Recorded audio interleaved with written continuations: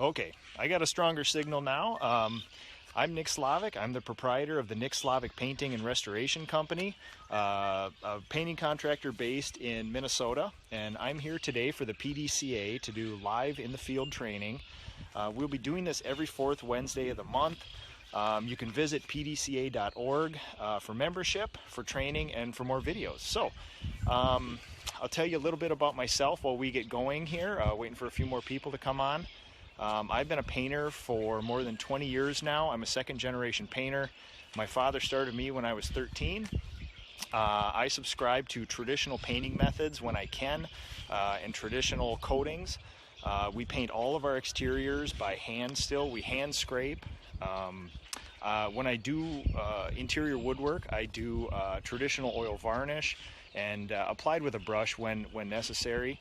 But my painting company, if you had to pigeonhole us, we'd probably be a residential repaint company. But I do commercial, I do industrial metal finishes, I do decorative finishes, I do wallpaper, historic color consultation, modern color consultation. I have a finishing shop where we do furniture, we do woodwork, we do windows for Pella and Anderson, any number of things. But I really like painting. I like every sort of aspect of it, and I like to stay up to task on everything that I do. Some of you that I met at the expo will know that I argue pretty vociferously for being a generalist. And if you love what you do, it's fairly easy to do. I believe in being good at almost everything you do. It seems easy to pigeonhole yourself for efficiency reasons, to do one thing, do it over and over again. But I really like all of this stuff, so I try to keep up to task on it. So what I'm going to do today is I'm going to walk you through this 1880s farmhouse restoration that me and my crew are taking under. We are just the coatings restoration part of this here. There's a general contractor who's doing all the carpentry, and plumbers, electricians, floor sanders, things like that. And speaking of the floor sanders, almost everybody's cleared out of the house today, except for the floor sanders, but they're really good friends of mine, and I'm sure they'll let us work around them there for a second. So what I'm going to be doing today is walking you first through the outside. Then I will walk through the inside for you and show you my top to bottom program for how I do these old houses. When we started this house, it was winter here in Minnesota. It's only recently become nice enough to paint outside. So we started on the inside. Obviously, you know, there's much more work on the inside of these places always. So we started with the inside, just like every other thing. We make sure the plaster is in good shape. We take care of all the woodwork. We remove, tag, label all of the old hardware. And in this house, because you know it's from the 1880s, there's a mishmash of stuff, some very historic stuff, some stuff that's been changed, maybe World War II era. Every window, every door has its own unique hardware, so I label it, I tag it, I attach it to the door, just to make sure that everything stays in its place. So we'll walk around the rest of the outside here.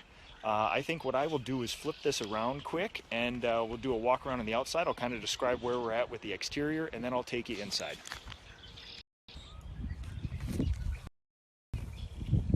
Okay, so you can see here, this is the side that faces the road. The gray siding is pre-prime siding, pre-prime wood siding that the carpenters have replaced.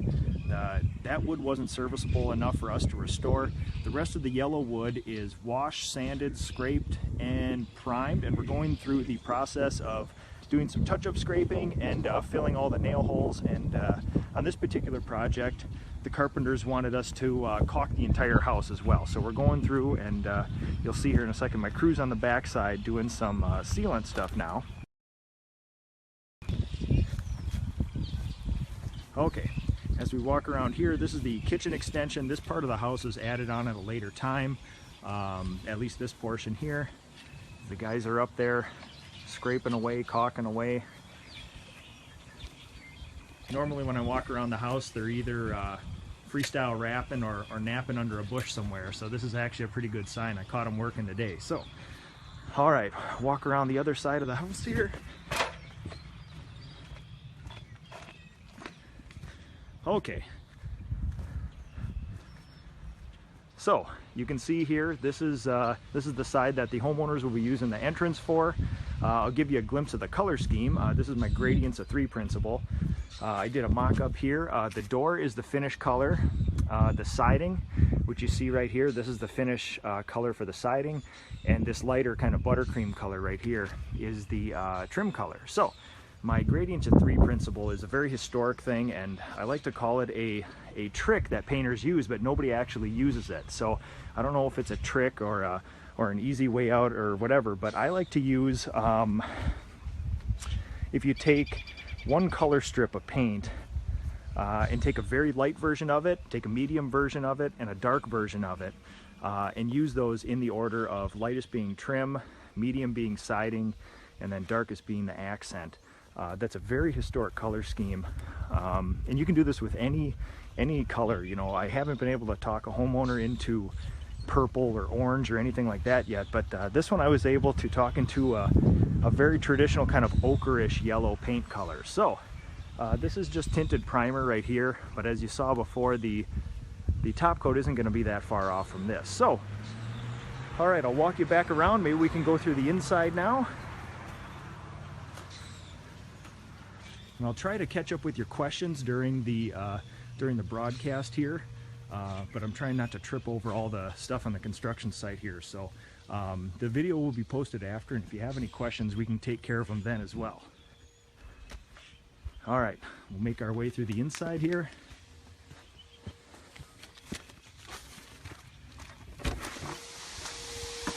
Oh, excuse me. All right, we'll start at the second floor here.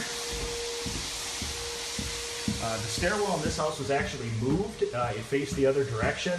The homeowners wanted an easier angle on it, so the carpenters were very skilled, and they actually moved this. I have some canvas over it right now because I enameled the stairwell per the homeowner's request. So this here would be considered the master suite. The bluish kind of robin's egg color that we have here, we took inspiration from an old door that I was working on, and we found a very beautiful blue color underneath. So we used that for inspiration for the wall color here. I'll walk you through here.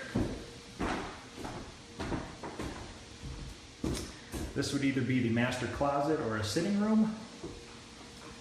And I have a pretty weak signal on the second floor of this house, so I probably won't get any of your questions.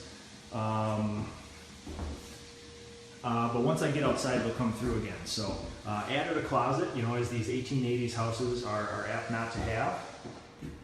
Hole in the floor, this is where the traditional iron grate would have went. They capped it right now just because they're finishing the floors. This is the original floor in the house. It's being sanded right now, and they're going to top coat it. This is the existing woodwork here. You can see they got the corner blocks, they got some beautiful trim profiles here. They got some great old profile in that woodwork. These are the original windows as well that we restored. And the carpenters were very skilled, because here's the new stuff. They actually had wood milled to meet the old specs of the trim, and they had corner blocks made as well. And there's a mix of new and old with the doors, like this being a new door that they hung because this part was added on this room here. So we'll walk through to the master bathroom here. It looks like a countertop arrived. I'll be going through the staining and varnishing process here, but this vanity was a custom match, and I'll show you how I came across that. I was matching an old piece of historic woodwork. So yeah, this one was reworked into a bathroom here. Stool back here. That's the tape and plastic on the outside of the house you're seeing there. Original window and trim. They left the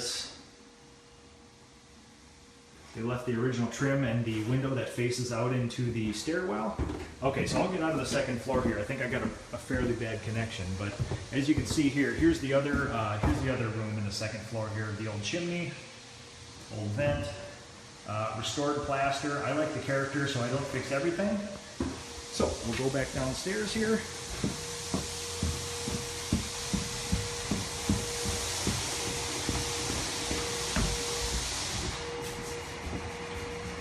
Okay, so they added this powder room back here.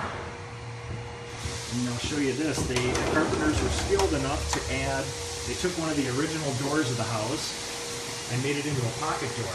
And this is a original door from probably the 1880s, and you can see this isn't actually real wood grain. This is a decorative effect that one of the painters did originally on this. It's grained to look like oak. I'm assuming it's either a fir or a pine door original. But you can see here, he used different combs, and you can see where he skipped over the grain on one another. So this is a really cool survivor, and I'm glad they used it in the house again. Can I sneak by you, Ryan? No, you're fine, you're fine. Okay, another bedroom on the main floor here. And bathroom as well, a clawfoot tub that I painted for them there.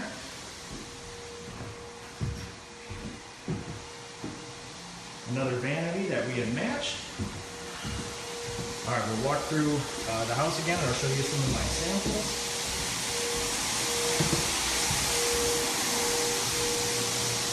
Okay, so this is the original porch that they enclosed in, and this is pretty simple. This is just a repaint sort of scenario. And here is the original thin ceiling to the house. It was painted white when I got it, and then I did a metallic finish on it. I laid down a base stone, I put down metallic, and then I glazed over the top of it to give it an antique copper look.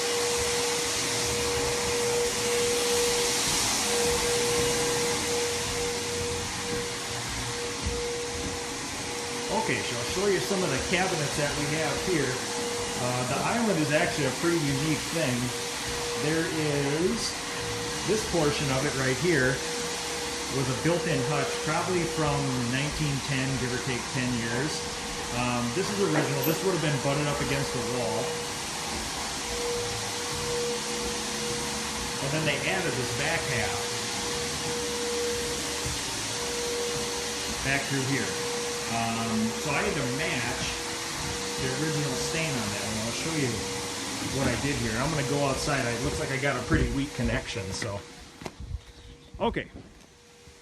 So, back outside, I'll kind of walk you through my process here. This is a step board that I made up for the project. Okay, sorry about the sander in there. Okay, this is a step board that I made up for the project, and sometimes to get the historic finishes, you can't mimic 100 years of age and wear and tear and patina just by applying a stain and 2 top coats of something. So what I do, a trick that I use is either yellow dye or orange dye. Orange dye will get you close to, at least in my region of the United States, fir was a very commonly used wood in these old houses.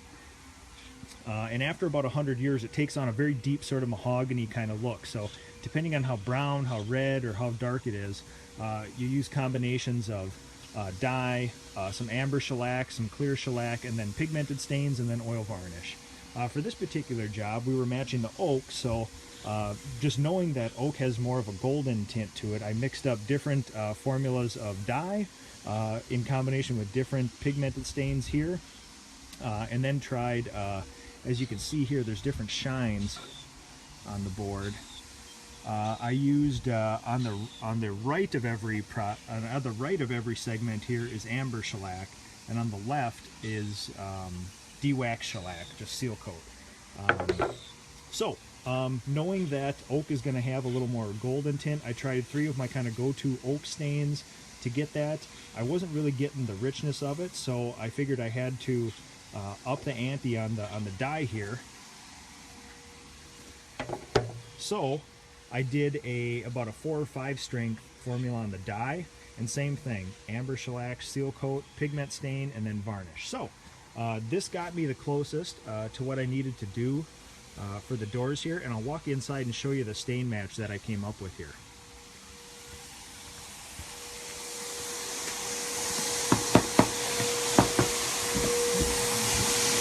Can I bug you for 2 minutes? Sorry about that. Can I just have it off for 2 minutes? Okay, thank you. Okay, so here is the flooring guys are nice enough to let us run in here quick. Okay, so here's the existing island here. This is what we were trying to match, and this is one of the new cabinet doors that I made up for the project here, following that dyeing, pigment stain, amber shellac, and then oil varnish. So it's a really good match to that old stuff, and there's really no way to get a finish like that with just using a pigmented stain and then varnish. So that's what we came up for that portion of the project. And then they had a bunch of new cabinets made as well, and they had me match those too. They'll all be inset doors with nice traditional hinges on them.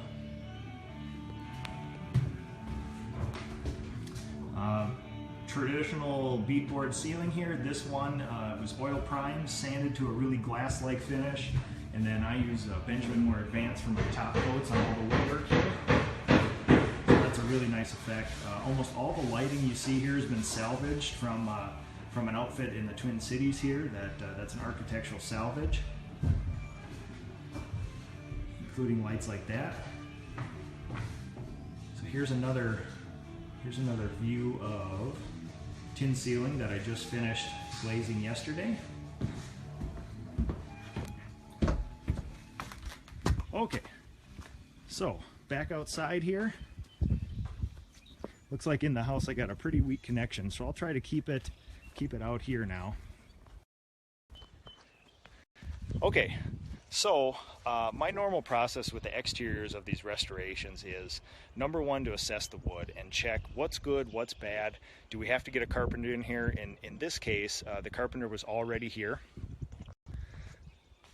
So anything that I needed, and now that I walked outside, a whole bunch of questions and stuff are coming through, I believe. So I'll get to those in a second here. Assessing the wood first, making sure what needs to be replaced. If there's something that I can restore, I usually just want to restore it myself. But if there's a whole bunch of stuff, like you can, on the back sides of this one, all the gray siding over there, it was a lot of stuff that just couldn't be saved from.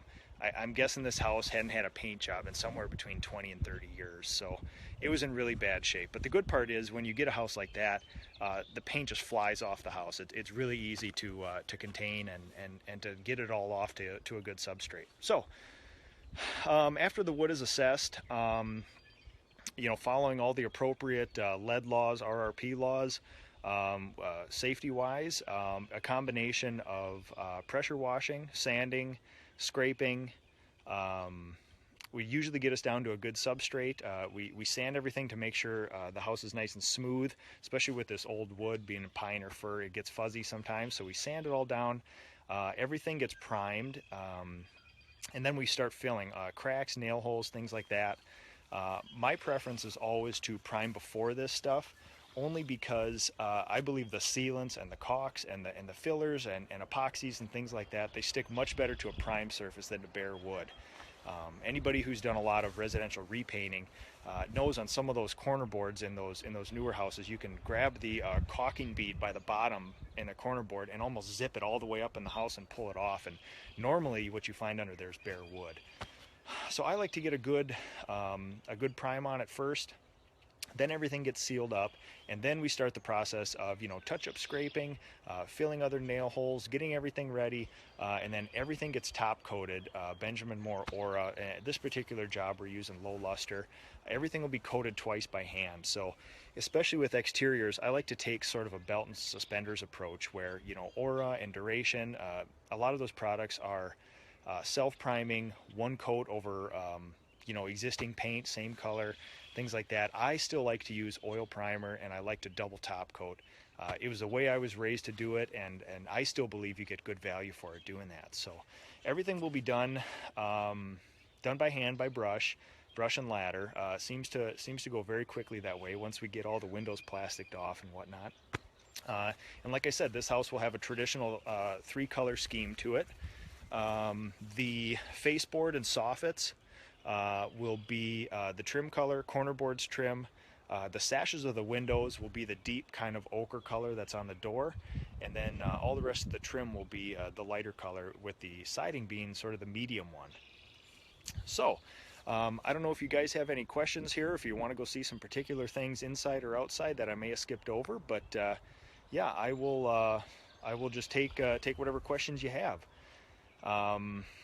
Like I said, you know, with the inside with that tin ceiling too, it was a great substrate for painting.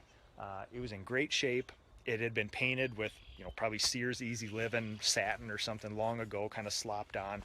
So after I got all of the you know, falling paint down off of it, primed it, I laid down a base color of a very kind of deep orangish copper. Then I did a metallic paint of a bright copper with little mica flecks in it over the whole thing. After that dried a couple days, then I mixed up my own brown glaze for it, and this is, you know, one of my go-to sort of decorative finishes. And it's not just copper; you can do it silver, gold, you know, green, blue, whatever. I mean, it's a color that can be adapted to everything. It is a metallic finish, but it's not any specific metallic. So after you lay down your basic metallic coat, I just use a sea sponge with a whole bunch of glaze and a little bit of tint, and just sort of hand sponge all that glaze on there. And that's sort of my go-to decorative finish. It's something that could be replicated easily. I found over the last couple years, people are wanting some new ideas for their wall colors in their houses, and this can be new houses, old houses, anything. A lot of the times what I'll do is ask them if they'd consider the fifth wall, the ceiling, to do something with it. If they have a dining room or a particular area that they want to do something special with, I can get them to do a decorative finish up there sometimes, but this isn't a very, very artistic decorative finish. It's something that's easily applied, straightforward, but gives you probably the most bang for the buck out of any sort of decorative finish, because there's really not that many steps to it. The materials are readily available, and they're not all that expensive except for the metallic paint, but you know, what you get for it is quite a bit better than what you pay for. So yeah, I've done red versions of it. I've done the copper. I've messed around with the gold a little bit. So yeah, I'll walk you around the other side of the house here, and I'll flip this guy around quick. Okay, so there are, I believe, 2 or 3 window sashes here that I will be reglazing. The glass is broken, the old wavy stuff. We'll get some replacement glass for it. We'll clean up everything, put the new glass in, lay it in a bed of traditional glazing, and then I will hand glaze those things back up to specs and keep that traditional kind of seedy and wavy glass look like that. So let's see, I'll walk you around the back side here.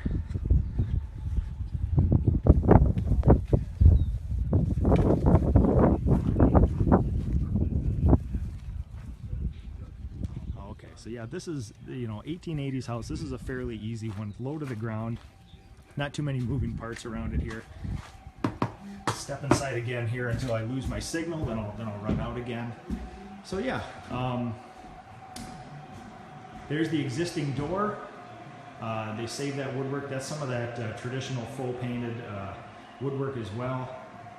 Another look at the tin ceiling. This tin ceiling's actually got a lot of character to it. It's got the crown, it's got the frieze, a couple different kinds of step moldings. It's really cool looking. And especially with the traditional light, that probably would have been, you know, what a gas lamp would have looked like originally. So, and they still have the original pie plate on the chimney. Those were traditionally just there to cover the hole there, because there would have been a wood stove, most likely on the floor there, that they used to heat at least this portion of the house with. So here, I'll show you a picture into the kitchen here with the island, the beadboard, the lights. And we had just done our kind of final walkthrough yesterday here. We've been hustling the last couple of weeks to sort of get all this stuff done. The cabinets alone usually end up taking me the better part of a week. And there's a mix of old plaster, new drywall. And I'll show you, I finished all the bits and pieces of woodwork, and I found a nice little room to seal them all in. Cabinet door fronts. And they're doing some more traditional sort of craftsman style cabinet doors as well for the new stuff. Yeah, shelves. These are the original shelves to the hutch that I restored. It's nice and stable after probably 110 years. These things haven't cupped or bowed or anything, so it's good old growth wood. So yeah, the mix of the woodwork is a mix of old and new. There you see some, an old piece of casing with a new piece of baseboard, new tile floor. Our process when we go through the woodwork is to clean everything up, up to specs, get it down to sable substrate, and then everything gets oil primed. And then we sand that to kind of a glass-like finish. And then we just double check that we fill all the cracks and holes and everything, but then we double check, give it kind of a second look just to make sure everything's filled. And then we apply our two top coats. And in this one, they spec the sprayed finish. I can do them all by hand too. So yeah, we use 2 coats of Benjamin Moore Advanced Satin on that. And I've converted a lot of my spraying over to that product only because it looks, it feels, and it goes on exactly like the traditional old oil, like the Impervo.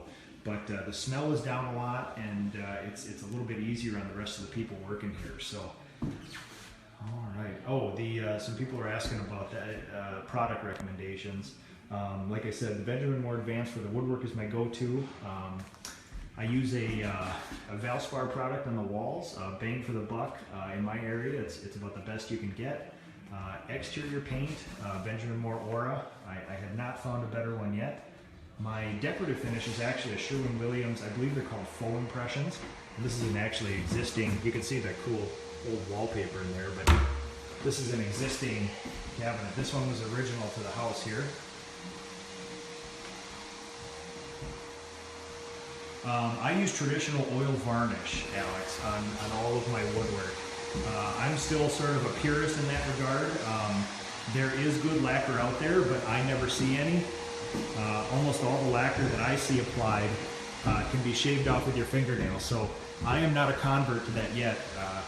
And for anybody who saw my presentation at the expo, I did sort of a dissertation on the molecular structure of lacquers versus oil varnishes, and that's, if you saw that, I think you understand pretty clearly why I do what I do with that stuff. So, walk back out there.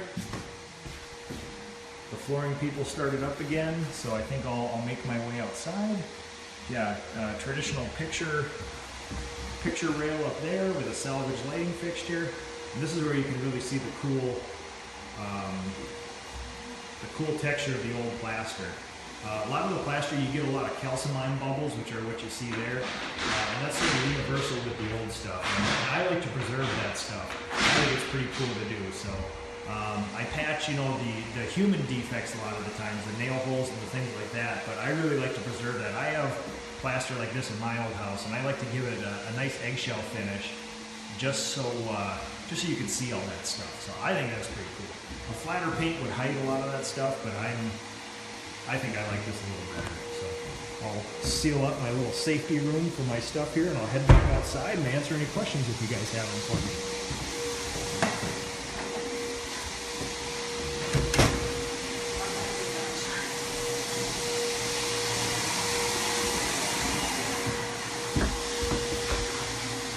Okay, back outside here.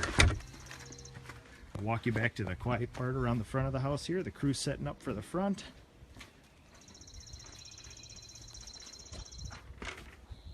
And this one is almost done. In Minnesota, like I said, it's only recently been nice enough to go outside. All the paint spec'd for 35 at night. I like to give it 40. Just because when you get that cold, you often run into a lot of dew in our part of the country. So spring came a little bit early for us this year, so we were able to get out here, and while I was doing some fine finishing inside, the crew was out there plugging away at this stuff. Okay. And sorry about the signal in the house. I would have spent a little more time walking through that, but I was losing signal every time I went in there. So the video will be cataloged on the PDCA's website. and it can be viewed after as well. And if you guys have any questions, you can post them there. You can send them to me personally, however you like it. Alex, I brush every exterior. I don't do, the only time I roll is stucco, and the only time I spray is when I do industrial metal finishes on tin sheds, or what we call pole barns here in Minnesota. But no, I brush and roll my walls inside the house. That seems good. I usually pair up with apprentices. 2 of my 5 guys are here today working, but usually when we work interior, excuse me, I'll turn this around. Yeah, usually when we work interior painting, the 2 or 3 senior guys will cut a room, and each of them will have an apprentice under them that will roll behind them. And it seems to be a good, when we work in teams like that, there's 4 eyes instead of 2 to catch flaws in the wall and to keep that nice wet edge. So it seems to be a good system as far as that goes. So yeah, I think that's it. It now looks like it's about a half an hour. I told Chris I'd keep this kind of brief. On pdca.org there is more videos, there's more training, and we will be doing this every 4th Wednesday of the month. This is PDCA Live in the Field Training, and I'm Nick Slavic, proprietor of the Nick Slavic Painting and Restoration Company, and I look forward to doing this some more with you guys. And if you have any suggestions for future in the field trainings, things like that, definitely let me know. Thank you guys for signing in. Rest in peace, Prince.